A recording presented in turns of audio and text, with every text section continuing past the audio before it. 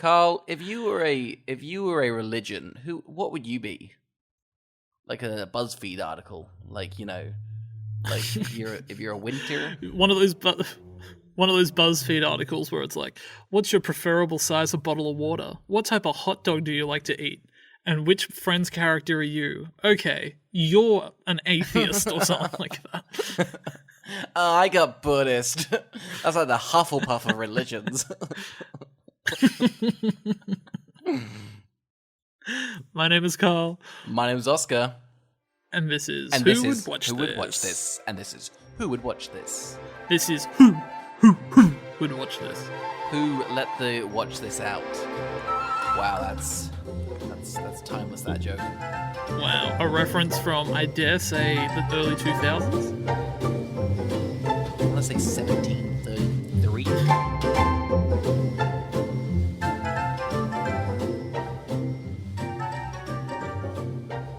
Welcome to Who Would Watch This, the podcast where we watch a film, talk about the film, and then try and figure out who would watch this.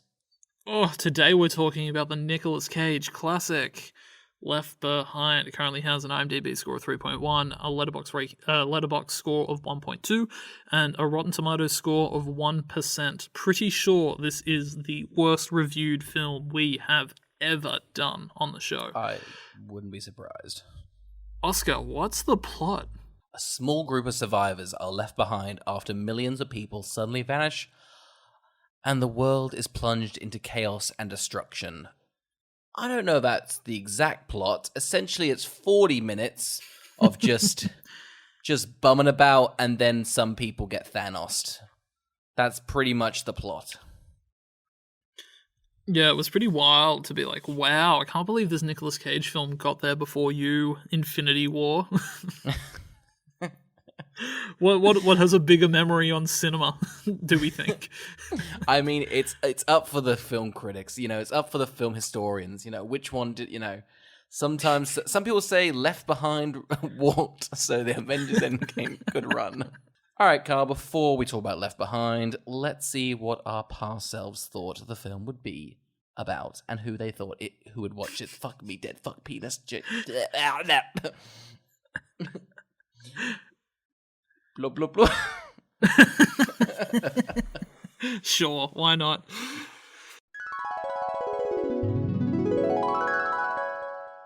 Oscar, we're going to be doing Left Behind next week. Who do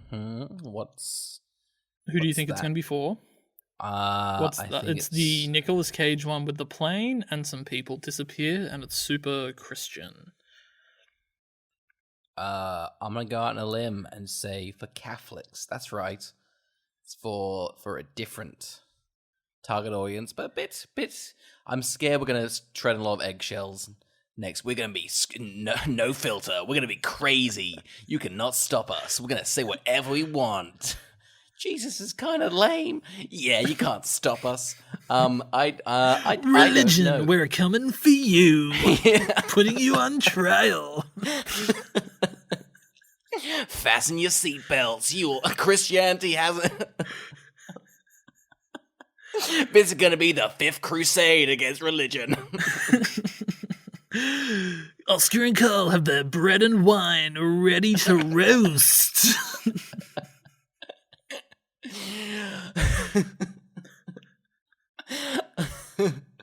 This Lent, strap in. You're gonna have to sacrifice your mental. Okay. I don't know who. Jesus built chairs so Oscar and Carl could sit in them and talk about religion. The lamest hype man. Oh my god, if I recall, I don't even know if it's true or not, but if I recall when I remember watching Passion of the Christ, there's a lot of chair talk.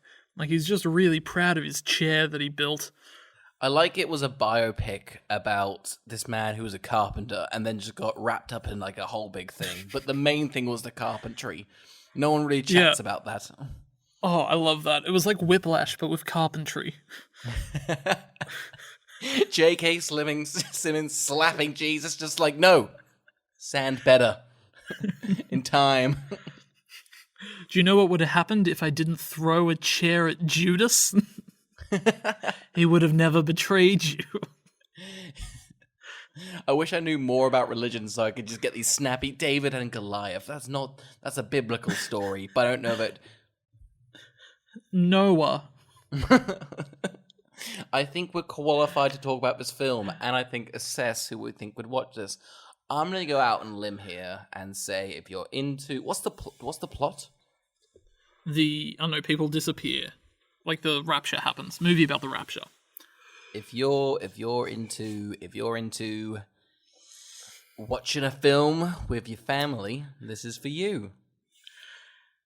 I think there's no crossover audience between religious people and any other film Nicolas Cage has done. So I think this is their only chance to watch a Nicolas Cage film.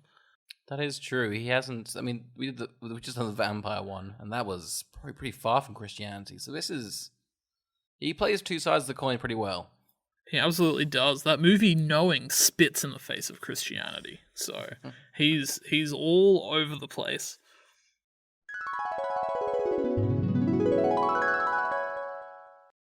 Wow, previous colonoscopes sound very excited to review this film. You seem broken. Why is that? I mean, you've seen it twice now. I don't think anyone's seen this twice. I don't think Nicolas Cage has seen this twice. I know. I really hated having to watch this again. I think what really upset me the most was it's an hour and 50 minutes long. Yeah, we keep picking films, and then as the episode is we're about to watch it, go, well, how long is that? It's like, 2 hours 10. Not for me. If the kissing booth next week is over 2 hours, I'm going to scream. I know for a goddamn fact that's going to be 2 hours 20. I'm feeling it right now. I remember the second probably one gonna be like. It's probably going to be like 3 hours and 15 minutes. Could you imagine that they pull a Martin Scorsese? There's an intermission. I love the idea that Martin Scorsese came out and was like, I hate Marvel, but I love the kissing booth films. They really have time to sing. That's the thing. Joey King captures your heart. That Iron Man, nothing for me. What's Joey King done for me recently? Martin Scorsese, now this is cinema. This is real cinema. Watching the kissing booth 1, 2, and 3 is like, well, I guess I'm nothing. We'll never achieve this level of cinema. He's like, I never had the balls to make a trilogy, but my God, whoever directed the kissing booth in South Africa and made it look like America, go them. You've got the Martin tick, and he stamps the DVDs that he has in his house, I assume, just of the 3 kissing booths. All right, Oscar, do we want to dive right on into this? Let's jump into it. All right, so we're introduced to Chloe, right? That's our female protagonist. Yep, sure. If you want to call her a protagonist, go ahead and label that on her. I think so. I mean, in fairness, I think she and Nick are the only ones that get names in this, so she's something. It never impacted. I'm pretty sure Chad Michael Murray's name gets said about 40 times at the beginning of this film, but it never made an impact on me. They're like, you're the famous guy, such and such. And I was like, oh God, I wish I was listening. It's like the Snoopy parents is like, yo, oh, okay, cool. I'll remember that. So yeah, we got Chloe, who's the daughter of Nick Cage. We've also got handsome Buck. I think his name's Buck Wilder, I want to say. Yeah. Yes, you usually try and hunt him at a bar in the corner on a video game. Cool. I'm glad we're on the same page. Okay, so we've got Chloe's the daughter of Nick Cage. We've got Nick Cage, who is a pilot, and we've got this reporter dude who's it looks like an army guy, but he's just a journalist, I think, right? I think so.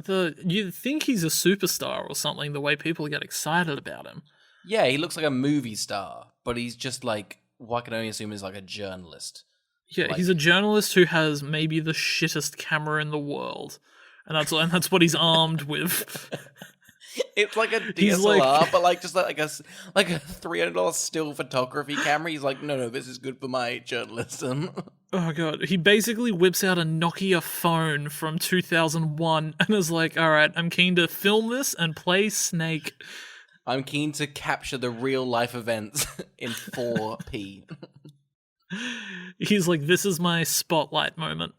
I've captured it in crisp 4-pixel quality. It's like Watergate, but they had no pictures and just a shaky cam. It's like, well, we got him. Nixon, you're fucking done. Okay, yes, that's the scene. And the acting's... What do we think of the acting, Carl? A fan? I'm gonna go heavy out here and say I'm absolutely not a fan of many of the acting choices. Yeah, it's a bit stagnant. It's interesting. Do you know who directed this? No idea. Well, wouldn't you be egg on your face? It's the Guinness World Record holder for the most stunts. Wow. You'd think there'd be at least a stunt in this film then. Well, I've counted all the things you could count as stunts, and I'll say right now, they look kind of shit. But yes, that's what we're going for acting-wise. A stunt director is directing. Just goes to show quality over quantity of stunts. Truly, everyone knows that the rule of thumb is 40 stunts, one of them will work. That's right. I feel like Tom Cruise is pretty good at stunts, but would I trust him to direct a Christian film? No. Has he done any Scientology films? I don't think so. Maybe he's separate, but I'm surprised he's separated himself, because, like, at the start, he was like, yeah, no, I'm a Scientologist. Like, now he's kind of separated himself, but, like, I feel like he would have made something. Yeah. Wish he had. Yeah. We'd be reviewing it on the podcast instead of this fucking mess. Okay. Anyway, so there's this, like, Chad Michael Murray and is, like, signing autographs, and then this one woman comes over and is like, God! Love God! Ah! And Chad Michael Murray's like, oh God, whoa, hang on. And then so Chloe steps in and is all like, meh, meh, meh, meh, meh, meh, meh, meh, meh, meh, meh, meh, meh, meh.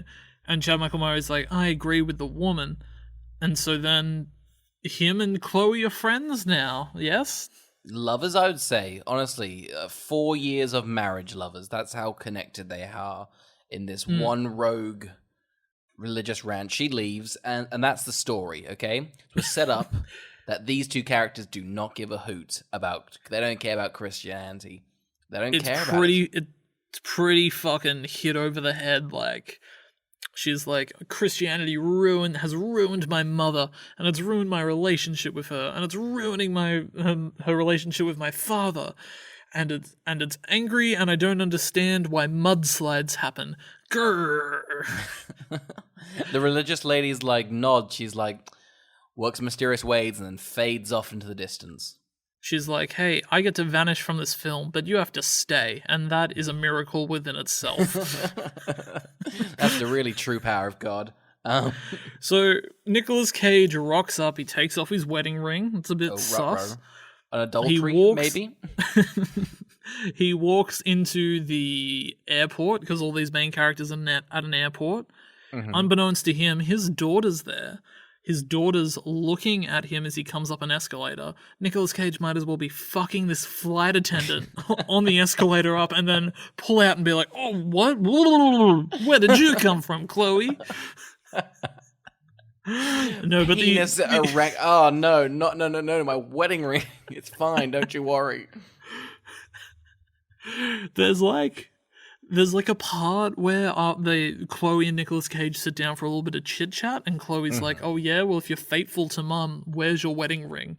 And it was almost like Nicolas Cage was trumped by the idea that line was even in the script and was unprepared, because he himself was like, "Wait, is that a line? Where is it? We haven't shot that scene yet. What's happening?"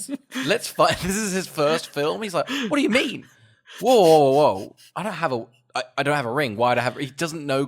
He's ruined every film in chronological order except for this one. It's thrown him. National Treasure's all been chronological order, so he himself can understand what's going on. That's the thing. You chop that bad boy up, you don't know what's going on. It's like Inception level. It's tough. It's tough to know. That's right too, because he's also just like, wait, why are we at an airport? This movie's about God? Oh, no. Anyway, so yeah, Nick Cage is on the... So, I don't know where they're flying to. Nick Cage is a pilot, so that makes sense. The reporter is on the plane as well. He has so much but power. he's holding up the plane? Like, they're holding the plane so he can have a chat with Chloe. How famous is this man? Because he also gets to go into the cockpit. I didn't think that was, like, at all allowed. Well, clearly not that famous because every character somehow gets into the cockpit in this film. They're like, hey, all of the doors were just open. I know this is after 9/11, but honestly, this is a very easy cabin to breach, apparently. Okay, so let's just split up this story. Let's just real quickly, because pretty much the story like divides now. So pretty much we have Nicolas Cage on the plane with what do you call him? I've been calling him Buck, the reporter. What's his have you got the actor's name? Sorry, Chad Michael Murray from One Tree Hill. Did you not yes, watch One Tree Hill when you were young? No, I was a Christian, so maybe don't fucking don't diss me, okay? Oh, no. One Tree Hill. I've never heard of One Tree Hill. You've never heard of One Tree Hill? It was like the OC if it kept going. What's the OC? It was like Dawson's Creek if it kept going. I'm not familiar with Dawson Creek. Another analogy, please? It was like Smallville if it stopped and had no superpowers. I know Smallville, so now I'm completely on board. So carry on. Work your way back. Chad Michael Murray would have been the Tom Welling of that show. If you will. I hate that I actually get it now very clearly. I'm like, oh, yeah, no, I gotcha. I've never seen Smallville, but no, I get exactly who he is. Wow. They got him? That's really good. That's like bad. Yeah. That's good. We might as well just call this actor Tom Welling. Anyway, so Tom confusing. Welling's in the cockpit. Yeah, so he's got a message from Chloe. I don't know what this is. Chloe's like, give this to my father. It seems to be just an empty ticket. No, what is it? This man drives out of nowhere and is like, hey, got your dad these rad tickets to U2. That's right. A baggage man. A baggage man. I don't know how airport like hierarchy works, but I assume the baggage man is so much lower than a pilot that they wouldn't even chat, let alone the baggage man buying the pilot U2 concert tickets. Oh, I know. Like, why does he have he basically waltzes in from like a 60s fast-paced reporter show and is like, yeah, Chloe, come here, walk and talk. I got 2 tickets from the 2 U2. You need to pass it on to your dad, but your dad's already on the plane, so I need to keep this cracking along. Oh my god, is Chad Michael Murray here? Yeah. That's Tom Watts. I assume he stole them from a suitcase. I'll say it. I think they're all thieves.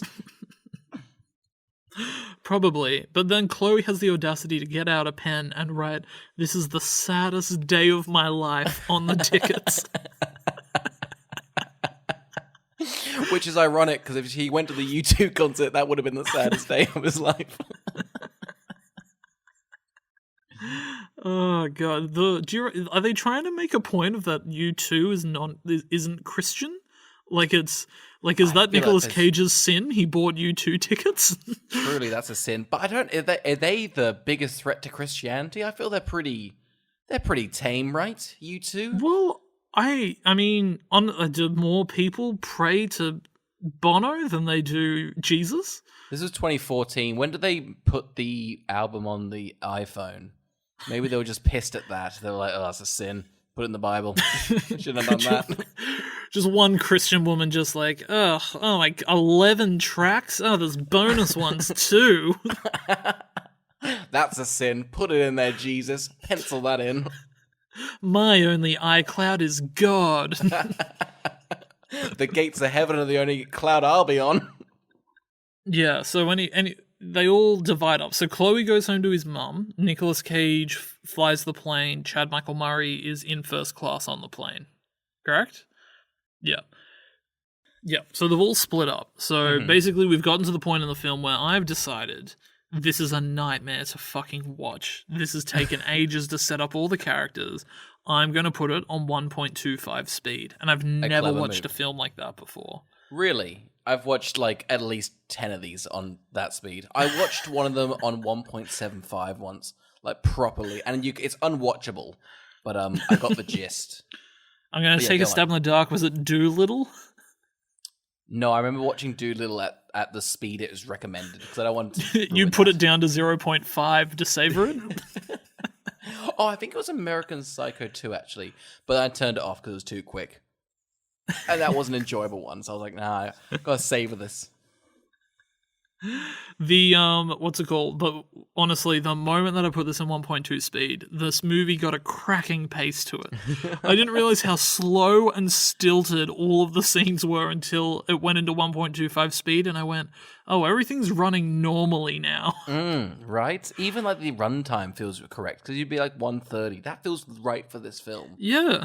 Totally. Not a lot happens. The only thing that feels weird is there's a scene with people breakdancing, and that was very manic in 1.25 speed. Thought they're going to spin out of the film. The choreography in this is terrific. They've really nailed that speed. Let's just talk about the story. So we've got Chloe and her. I thought it was her son, but it turns out it's her brother. Gross. Her brother. Can we slow down for the brother? Oh, we don't like the brother. Do you like the brother? Looks kind of fucked up. I think he's a nerd. He gets a baseball glove from Nick Cage. Do people ask for baseball gloves? Is that a thing? It's such a cliche in America. I could understand if this kid was cool looking. He ain't cool looking. Probably can't throw a ball. Doesn't have a good father, so I don't think he could. Do kids get baseball gloves?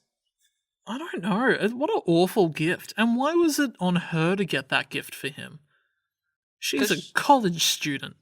Yeah, but she seemed like a mother at that. She didn't see. It was a very strange relationship with this young boy. It was like the boy also hated the mother for being super Christian. Yeah, but then he got. Oh, we won't spoil it yet, but he got something.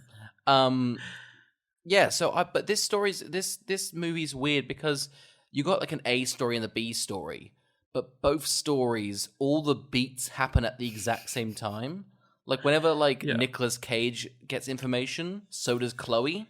So the film, just tells us twice that things are happening. It's like when he figures out what's going on, she then figures it out in the next scene. And so you're like, cool, I figured it out twice now, but I knew that when the movie... It's a weird thing for all of the characters being like, we need to try and figure out what's going on when we, the audience, know from the premise alone as to why you even bothered to make the film. So about 60 minutes of the film are just that, and it's painful. It's like the classic, back to the ranch, but they keep going back to the ranch when it's not interesting or something has just happened and the same thing's happening at another ranch. It's just a painful experience, really. There's so many fucking ranches. I know exactly what you're talking about. And the blandest ranches. There's just nothing interesting about them. All right. I know, it's like one of those ones where they don't even have, chickens. They just kind of... I don't know. They milk spiders. Just hay. Just hay. Yeah, milking spiders and hay. That's about it, really. And none of that cool spider shit like some pig. No, just webs and shit. Really lame shit. Yeah, so let's just smash out Chloe's story, because I think hers is, the least interesting. It's also pretty fucking funny. Yeah. She has a wild story. She gets all of, the action. Which is strange. I think Nick Cage just was like, I'm sitting in the cockpit. That's all I'm doing for the film. She could do the hard words. The actors can come in here if they want to do a scene with me. I'm not going out there. Nick, that's not how the cockpit works. I'm not leaving this chair. So you're going to fucking get them in here, aren't you? Break some TSA rules right now. All right. So go through Chloe's story. So what happens? So she takes her... not her son, her brother, to a mall, and there's people breakdancing in the middle. Yeah, and he states that there's 80% off at one of the stores. How's that store? You can't do that. How are they turning a profit? The audacity to even write a line like that. What store has an 80% off sale? I don't think 50% is max. Even clearance. I mean, sure, to get you into the thing, but it's 80%. And above, no fucking way. So insane. Honestly, that's the rapture. Because then he gets there and he's like, "Can you buy me a drone?" You little shit! You lure her there with an 80% off sale, and are like, "Oh, can you buy me this $500 drone?" Ugh. This kid deserves to go straight to hell. And that's why I'll posit the theory that they all go to hell when they blip away. I like that. Christianity famously is a sin, so there you go. Imagine if they read the situation wrong and they thought all the Christians went to heaven when really they went to hell. And it was God just decided to cull them. Yeah, honestly, guys, you guys read the Bible upside down. Turns out sin is actually good. Adultery, tight. Cheating, stealing, killing, dope. We want you to fucking hate your neighbor, honestly. Yeah. Hate thy neighbor. That's what we wrote. Yeah. You guys. What was your cuffed it up. takeaway from Cain and Abel? The answer is fuck up your brother. Honestly, Stones. Throw stones. If he who if throws the first stone is sick. deserves a bloody promotion. Those are the Promotion. words. That's what Jesus said, and no one threw a stone because they're all little bitch boys. So there you go. Yeah. So anyway, she's she's at the mall. Her and the brother have the weirdest scene where like she's like, "Hey, Dad said the best day of his life was when he watched you play baseball. God, I love you."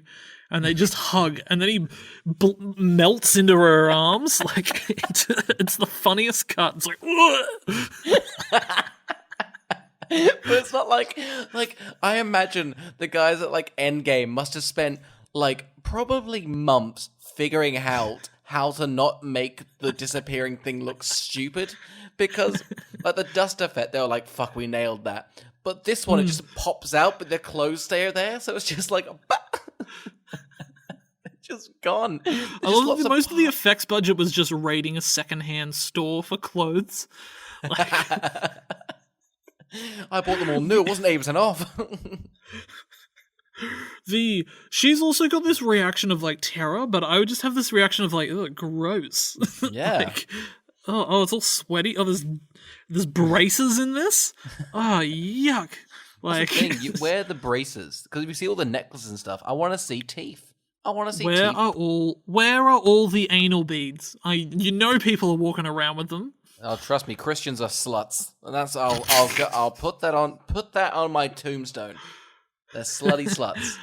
At God's little tapping computer, when he's like, "All right, we'll bring that person up, and they can keep their braces." And you can bring up a little anal bead. Look at There you we go. Look at you. Carl's tapping on a keyboard like God is tapping away. Like he's doing admin work. He's got angels for that, Carl. It's not how it works. Of that God's just a big bully in a workplace up there. He's like one of those macho guys where he's like, "Hey, women!" He's like, "Oh, do we all want to go to TGI Fridays and get wings after work? Bleh, I'll pay for everyone." Got it. It's 10 o'clock on a Thursday. Like, we'll discuss it on Friday, okay? Can we just keep it down for a bit? I love the idea that it's like he's just a major frat boy. Let me shotgun a beer. God, it's Wednesday. That's a coffee. Just take it down a bit. You've got a lot of admin to get to. I don't know what people do in an office. You honestly, because I work in an office, you've fucking nailed it. I gotta pretend. I'm the guy that wants to go to TGI Fridays for wings. Carl has a god complex, and by that he's just a fucking drunk who loves to party. Yeah, so anyway, everybody disappears in the mall. Suddenly a car crashes through the side of the mall. Mm-hmm. This is the first stunt of the film. It looks atrocious. It is just like fake PDF walls. And I think they've got 12 GoPros on just a bunch of tables, and the car drives through. It just looks cheap, doesn't it? Oh, all of the effects in this film look like Sharknado level bad in terms of it being was this made for TV? And it's $40 million. That's just insane. Because Nicolas Cage, I assume, is the biggest bit I get, right? Because all the rest aren't big names. Tom Welling from Smallville, I think, is a pretty big name. That's true. That's true. He was Superman, I assume. He was. But I believe Chad Michael Murray played, I want to say Evan? I don't know. He was the cool kid. He's the cool kid in this. Okay. Well, that's Chloe's story. Let's go back to what's happening on the other side of the ranch. Let's have a look. So we've got Nick is flying the plane with his co-pilot, who's quite Christian. You don't have to pick up on that. So basically, he's like, "Oh, are we going for a flight? Here, smell my rosaries." And you're like, could you not? Don't shove it in my face. We get it's how we figure out later, but we'll just say it. His watch has John 13.14 on it.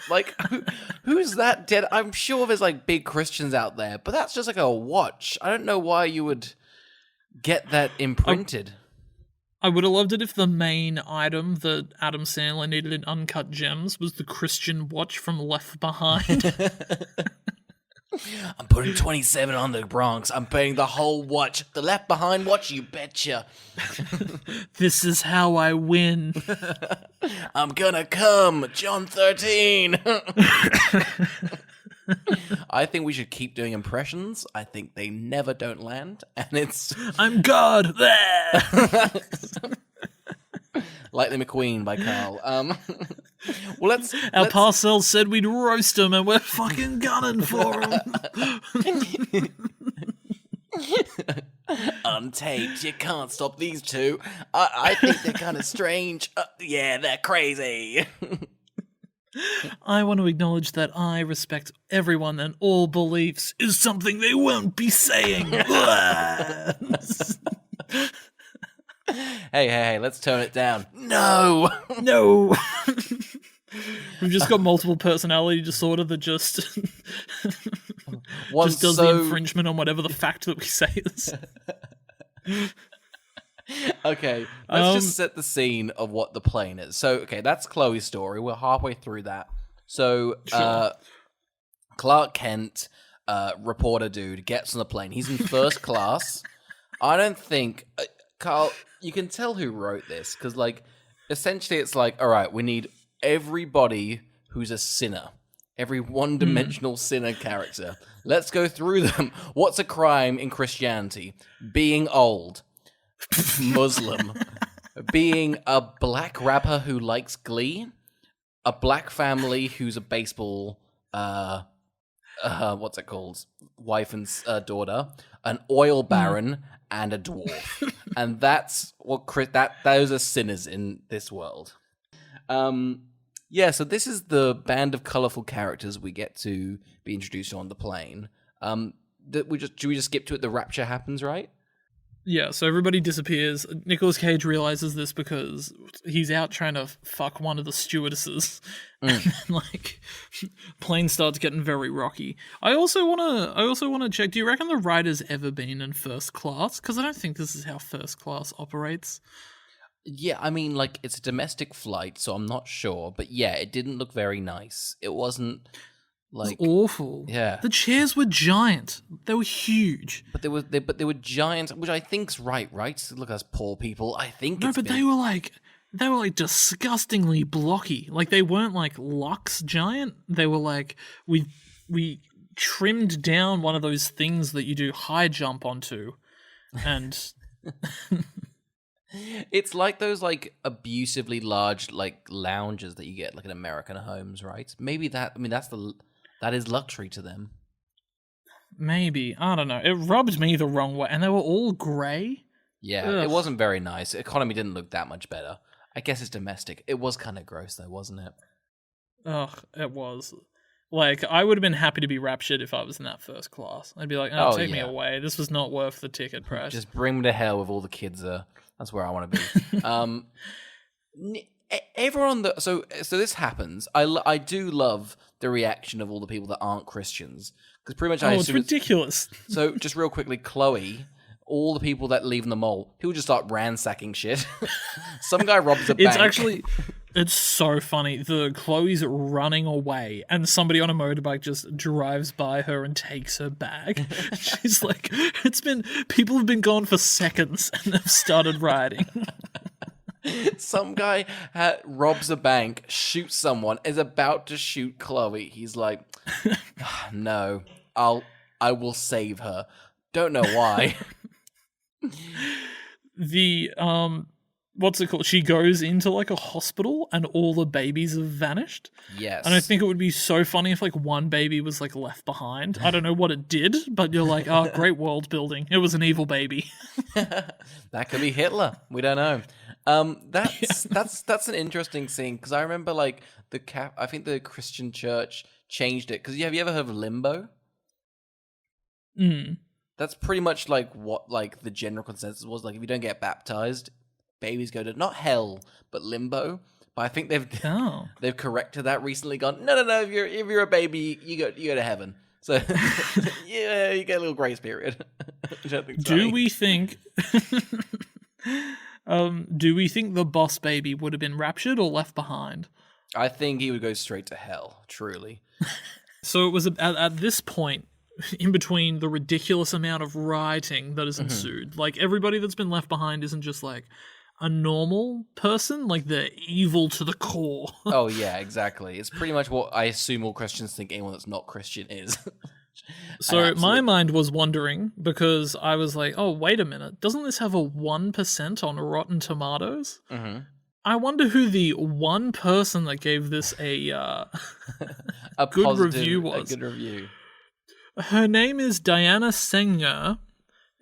She has reviewed a lot of classics over the years. Mm-hmm. And basically everything she just gives a 5-star to. We love that girl. Downton Abbey, 5 stars. The Art of Racing in the Rain, 5 stars. The Lion King remake, 5 stars. Yesterday, 5 stars. Murder Mystery with Adam Sandler, 4 stars. Rocket Man, 5 stars. Avengers Endgame, 5 stars. A Star is Born, 3 stars. Ant-Man and the Wasp, 5 stars. This is the kicker. Avengers Infinity War, 2 stars. Nothing is resolved as fighters on both sides, and that's the end of the story. So what's left? Question mark. Did she watch Endgame and go, oh, a conclusion. Thank you. There's only two reviews that she's given really bad to. Everything else is literally a 5-star review. She did not like Once Upon a Time in Hollywood. Okay, I could see that. And the worst reviewed movie she has ever reviewed was Downsizing. Wow. That's So even that movie missed the Christian market. Alexander Payne's biggest flop. What a upsetting thing. She called this movie a taut, tense, action-packed thriller. So who knows if she really saw the film Left Behind. No, we can't argue with that. There's no room to argue with that. She was like, oh, there's so many stunts. They look great. Well, there is one stunt that I thought was impressive, but then the second you think about it is insane. Because essentially, like, Chloe's walking around. She's, like, under, like, an underpass. And then a bus just falls off the side. And, like, it's impressive because it's definitely a bus they've just dropped on the side. But you kind of go, why is this bus dropping from the side an hour and 40 minutes into the Rapture? What was... It's so funny, and it must have driven itself for so long. Like, why was the bus driver like a good guy? Was he a Christian? All the kids were Christian? Like, where did everybody go? Was it the magic school bus, so it's just popped back out of a body? Like, oh, girl, we're in a Christian body. We're back into the real world. It's also probably what caused it to fall off a bridge? It's such a funny went fall, sideways. Though, it's such a funny fall, though. It's such a funny fall. Like, it's not dramatic. Well, because it's so staged. Like, it's so just not natural that would have ever happened. It's like somebody picked up and dropped the bus. Exactly. Even though she's been running around the Rapture for an hour and 40 minutes. Like, God, I want to see what type of day the bus had just driving by itself. It must have felt so liberated. I bet that it must have been like, I feel like I said this last episode, but it must have been a bit of a Mr. Magoo episode, that bus. Kind of like narrowly avoiding like sinners, kind of driving up ramps. It would have been like a brum. It would have had a brum adventure, and then it met its fate because it's a sinner. You heard it here first. Oscar thinks Brum is an atheist. I know for damn well sure that man is a Buddhist. He believes in karma. It's a Roman Catholic, okay? It's somewhere in the middle. He's a centrist. Catholic Christian, kind of in the middle there. He also votes for socialism. Yeah. Yikes. That guy's a fucking cuck, let me tell you now. Oh, God. All right, so we've discussed the twink that is Brum. Next, we go on to... We haven't really unpacked what this first-class lounge is. It is, like... Because we get introduced to the crackhead of the group. Oh my God, the crackhead of the group is the best character in the film. She's like, oh God, I know what's going on, but also maybe I'm tripping balls. I love it, because you can tell, like... you don't need to do drugs to know that, like, one, she looks like she's done heroin. She goes into, like, the bathroom and pulls out a white powder, which we assume is cocaine. She comes out, she's like, I'm having a bad trip. Like, what is she on? It seems like she's on every drug ever. Really quickly, why was the old woman left but the husband was taken? Oh, I've no clue. I assume because she had dementia. So because that's, I guess it is a joke, because the husband's like, we're not here yet, and she's like, we're here, when the plane doesn't take off. So I assume I'm convinced she didn't even get off the plane. They left her there because she was like, I'll just wait for the in-flight meal. I assume she had dementia, forgot her faith and religion, and now she's a sinner and left to die on this earth. Listen, I'm not saying that. The film's saying that. You give me a good reason. She does nothing wrong. Her husband goes. I don't know why that would have happened. This first class lounge, what's it called? So the air marshal's left behind a gun. Mm-hmm. And which woman grabs the gun? The one that's married to the basketballer or the famous baseball person who has a broken hand, and then the dwarf goes, I'm gonna writes on a napkin, bet on the other team, and then the air marshal before he dies goes, so you're a betting man. That's a bit of story. They do his dwarf pretty dirty. He's like just an unapologetic asshole. I don't know why they've done this. Yeah, I don't know. He doesn't. This is the weird thing. Is you'd think they'd all have character arcs, but because I don't know, they're portrayed as like not being able to ever change, become better people. Oh, of course, they just stay awful, I guess. Yeah. Even though that one old lady just doesn't do anything the entire film, but they're like, she should suffer. She's old and wrinkly. Yeah. Yuck. I wouldn't fuck her. Therefore, no heaven. So yeah, these band of wacky characters, essentially the baseball wife is like, got a gun, because she's like, my door's been taken, what's going on? Nicolas Cage just goes, listen, I don't have the answers, but I'm going to find them. And everyone's like, all right, we'll calm down. I love the conspiracy theory she's come up with, which is her husband's paid everybody to do this. Mm. I was like, what's happening in your marriage that he would do this to you? Yeah, honestly, he's definitely not. He's definitely still on Earth. He's a sinner. Do you know what Nicolas Cage does? And you tell me if you think this is what a plane can do. He's like, because everyone's like insane. So he's like, all right, that's it, turning off the oxygen. He flicks a button and the oxygen goes. Is that a thing? I would assume perhaps it's a thing. Whether it's that easy to access that maybe a pilot might accidentally hit the oxygen off button, who knows? Because then he puts down the masks, and essentially they're not even calmed down. They just have to all sit down to be able to breathe.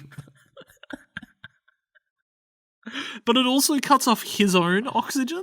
Yeah. Like, there's not a separate oxygen for the cockpit and the rest of the plane. It's pretty much the suicide switch, and he's pulled it like, fuck it, I'm going to make this intense. Let's have some fun with it, you know?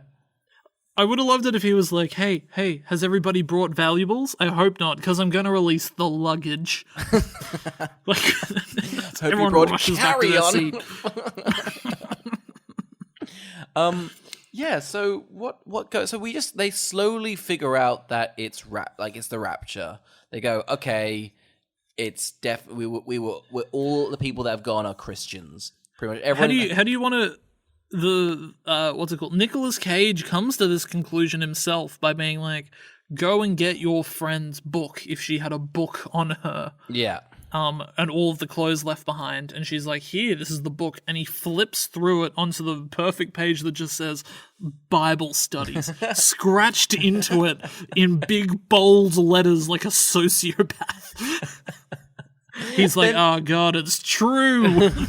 Starts rummaging around. They all have, every single Christian has that fish necklace that they all have.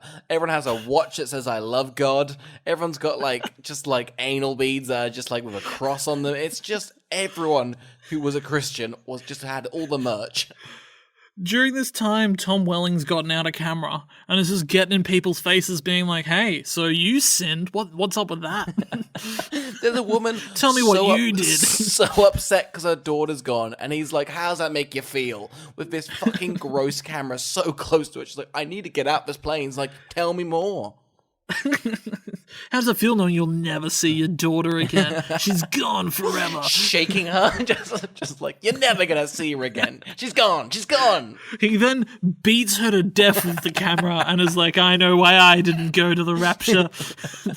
And then Journalism goes, is a God, sin good free. God, I'm a great journalist, and licks the blood off. He works for Fox News. We're getting political. Christians and Fox News is not safe. Even Fox News isn't going to be able to escape the wrath of Oscar and Carl. I just don't think they really, go for a whole story, but I still watch them. They've got some good points. They're crazy. You won't believe what they have to say. They're so even-handed on anything, you'd think they don't even have an opinion. I haven't got all the facts. I can't really comment. They can't comment, but they will. Maybe.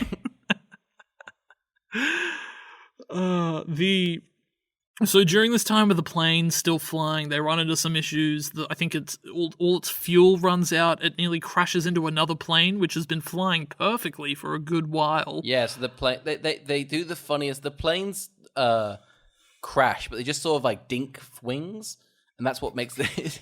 It's such a funny noise. It's like a dink.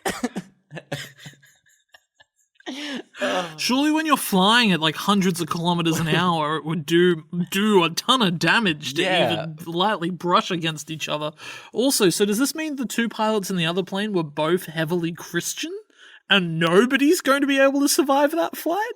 Yeah, can you imagine how pissed you'd be if you're like, oh, I'm the one sinner on this Bible study camp. I've really fucked up. But yeah. So during this time, Chloe has become what I can only describe as a nomad and is going on a journey of self-discovery, wandering around pretty places, bridges, and waters. She goes and sees her pastor, who hasn't been raptured. Which you're like, oh, maybe there's more to this. This is an interesting turn of events. Please explain. And he's like, I did things with kids. That's what I thought, and he was like, I lost my faith, and they went, oh, you skirted that one, you lost your faith, Pastor. Yeah, fuck off, no fucking way. I know. And he's like, why aren't you going to listen to me? And she replies with a cracking line, you didn't even listen to you. I mean, there's owned, and then there's owned. And Oscar and Carl are owning God. Pulling his pants down and giving him a spank. Watch as Oscar and Carl give God a wet willy. They're gonna suck his cock. No, but in all honesty, I do love God. Big fan. Oh, huge fan. Chloe then goes to commit suicide. Oh my God, the jump in tone. How did she even get to this bridge? The thing I was worried about is I thought the actress looked terrified up there, and I assumed she had no safety. It was like, stand up on that ladder, that loose ladder. Yeah, they were like, could you hang off it a little? She's like, oh my God, and they've got a helicopter shot, so wind's just fucking throwing her around. But, okay, so then she gets a phone call. Do we go into... I don't think phones work on planes, right? I don't know how... Surely they don't. I think he says, it's a satellite phone, but it's smaller than an iPhone. It's not how satellite phones work. But they need to be bigger. Anyway, she gets a call just as she's about to jump. She's like, oh, hey, man, I met at the airport and had a brief conversation with. Yes, I will come down. I won't kill myself because you're alive. Is Dad there? The shot that they had, I was like, there's no ladder. I don't know how you got there. No, it's pretty upsetting, really. And she wasn't even going to jump in the water. They're basically like, hey, this plane's going to crash in an hour. And she's like, God, it's going to take me an hour to climb down from here. It'll be quicker if I just jump off and hope I don't die. I mean, the rapture's happened. Hopefully this can work. Yeah. yeah, so we're like an hour 10 into the film, and like so this was is this 16 books? Did you say there's 16 books? Yeah. This makes sense because this feels like like chapter 1 of a very big event. Because now we're pretty much like, all right, that's the setting scene. What's the film? Essentially, they just have to land this plane. Oh, I know. So the daughter during this climax runs to a motorbike, who then graduates into a truck, who then graduates into a tractor. She goes on just a whole planes, trains, and automobiles sort of journey in the last 30 minutes. It's riveting. It's fun, isn't it? So yeah, so then Nick Cage is like, right, sorry, darling, you're gonna have to find me a runway that's so long because the brakes are broken. I also need you to organize a flare. You have minutes. And she's like, I've got a steamroller. What can I do with that? She's so helpless that at one point she's like, I don't know how many degrees you are. And Chad Michael Murray has to be like, there's a compass on your phone. It's the only time I've ever seen a compass app be the savior of a film. How gross is this compass app? I don't know much about app design, but I shit you not, it's like an old-timey, like, tea-stained app with, like, a gross... It's hideous. You have to take my word for it. It is the worst-looking app I've ever seen. It looks like a bad mobile game that's been, like, on heroin. This is just all awful. I don't know if I want to talk about it. It looks so cheap. It looks super cheap. It's weird because, like, it's, like... got like the same beats as like, you know, the Back to the Future, how like Marty's driving the car and Doc has to put the lightning thing together. It's that, but it's that like with none of the setup, none like what even was that? It's just strange. So she clears the runway, she lights a bunch of tankers on fire to make a flare. They like scrape the plane down. It looks hideous, doesn't it? It's gonna maybe hit a truck of gasoline, which I don't know why is parked crossways across a road. And many people like ready to be hit. Many Christians park their gasoline on there in case during the rapture they can have a bit of fun with it, you know? Yeah, and then they all get out and they look at the city, which is in fucking shambles. It's like a glowing lava. They look at it and she's like, this is the beginning. And so gospel music starts playing. Like, what an ending. What a fucking ending. It's not even a story, because it's two stories told at the exact same time that doesn't have an ending. So you just wasted half your film telling the same story twice. It's, you seem to really hate it. I'll give it this. Seeing it twice probably make me hate it. This, just not good, but a lot of fun, I think. Just in terms of like just choices they make. I think it could be more fun if it was the 80-minute mark. The fact that it's at an hour 50, I think, is actually irredeemable. To the point that I think if this isn't like a Vampire's Kiss, where I can recommend people go out and watch how campy and fun this is. I think there's fun moments in it, but I genuinely think you should just watch them in clips on YouTube. You shouldn't have to sit through the 40 minutes of setup before the rapture even hits. Oh yeah, and it is crazy that this literally is one of the worst films we've reviewed in terms of like the rating. Like that is like it's got like a 3 on IMDb, as you said, 1% on Rotten Tomatoes. Like I think it has like a 0.9 on Letterboxd. Like it's just bad. Like from what I can tell, Christians hated this movie too.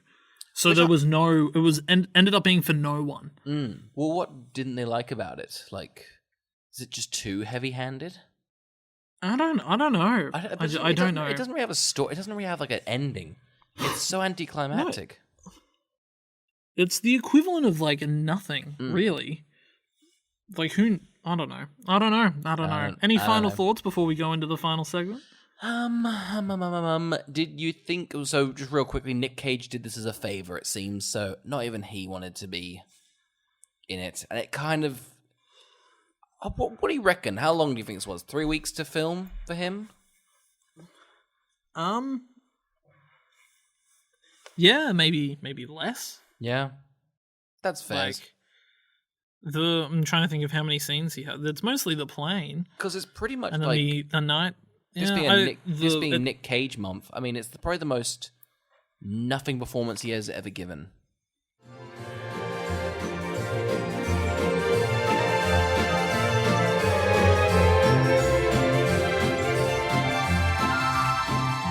All right, Carl, who would watch Left Behind? This is a tough one to try and find its audience, knowing that Christians don't like it and nobody else likes it. So who would it be for? I think there's not many films on the Rapture. I think it's quite funny that the best film on the Rapture, in my opinion, is This Is the End. I think if you're going down Rapture but involving a plane, it's Snakes on a Plane. So I think Snakes on a Plane is better than this, and that's pretty similar. We didn't really touch on it, but I had to look up how many planes have like crashed into each other.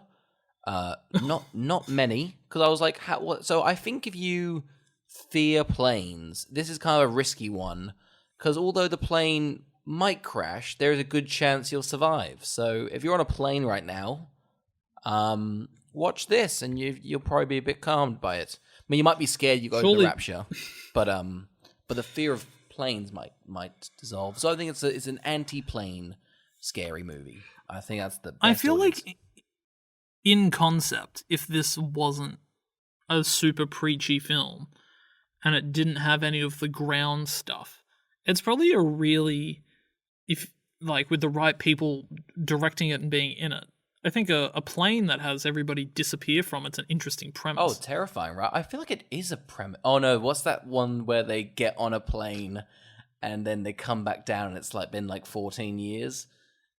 I remember the trailer being massive, and I think it's a TV show, and then I think I got one season. Because the premise is pretty much done. Dispatch? Or something like that? Maybe, yeah. But yeah, no, you're completely right. Imagine that, like a bottle episode on a plane, they're freaking out.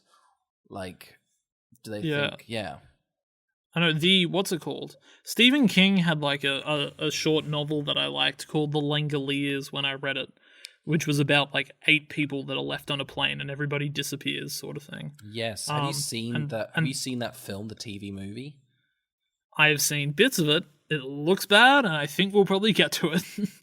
Yeah, fuck me dead. But yeah, that one's got a good one. Yeah, there's a lot of good. There's definitely people that before like planes had TVs, a bunch of writers were on planes going, "Oh fuck it, I'll smash out a book. Or I'm on a plane. Let's see if I can figure this out." Yeah, that's who would watch it. I think, yeah. Don't seek it out. Carl, you have a little palate cleanser? Right, so I've been watching a good Nicolas Cage film to balance out the bad Nicolas Cage films that we've been watching. So I decided to watch his new one called Pig. Yeah.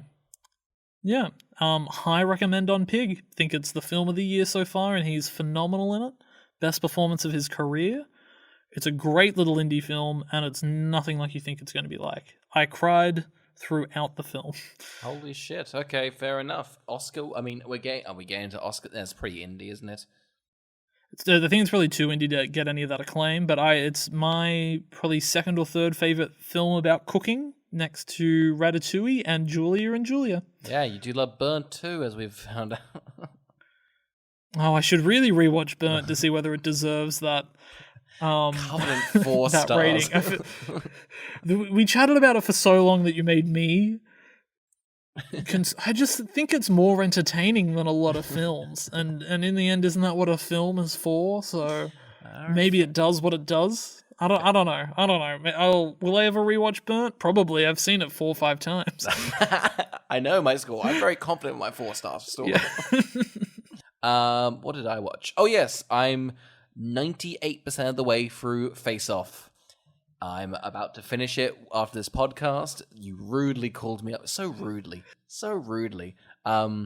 Yeah, this is just fun. How long have you actually got left in it? Because the main thing I wanted to talk about with you is just the little, the last few seconds of the film. The boat just crashed.